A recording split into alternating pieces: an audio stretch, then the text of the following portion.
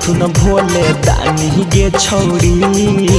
खुश होई जैथुन भोले दानी गे छौड़ी लिखा ले कांवर में तू पटन के राजधानी गे छौड़ी लिखा ले कांवर में तू पटन के राजधानी गे छौड़ी रहतो तोर अलग है एगो निशानी गे छौड़ी रहतो तोर अलग है एगो निशानी गे छौड़ी लिखा ले कांवर में तू पटन के राजधानी गे छौड़ी लिखा ले कांवर में तू पटन के राजधानी गे छौड़ी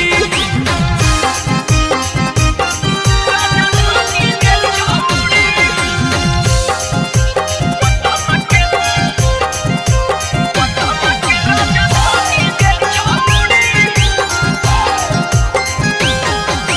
मानिल छौड़ी तू बतिया हमार गे देवघर में हो जाई तो तोरा बड़ा चार गे जदि तू चढ़ जही सुइया पहाड़ गे देतो ये बोर्ड तोरा झारखंड सरकार गे देतो ये बोर्ड तोरा झारखंड सरकार गे मानिल छौड़ी तू बतिया हमार गे देवघर में हो जाई तो तोरा बड़ा चार गे जदि तू चढ़ जही सुइया पहाड़ गे देतो ये बोर्ड तोरा झारखंड सरकार गे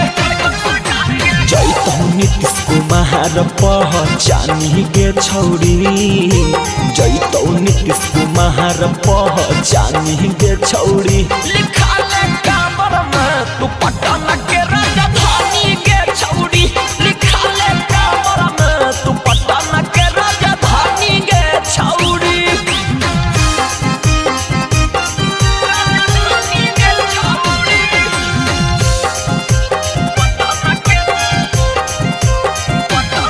राजधानी गे छौड़ी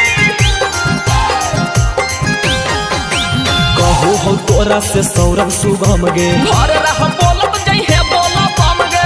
होया नरजी जब जब खत्म गे लीहे चढ़ाई तू भर के चिलम गे लीहे चढ़ाई तू भर के चिलम गे कहू हो तोरा से सौरभ शुभम गे घर रह बोलब जइहे बोला बम गे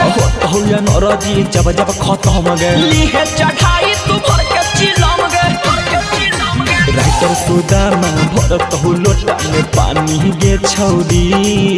अनुपम बेदरदी भरत हो लोटा में पानी गे छौड़ी लिखा ले कांवर में तू पटन के राजधानी गे छौड़ी लिखा ले कांवर में तू पटन के राजधानी गे छौड़ी DNS Music Recording Studio, Rajoli.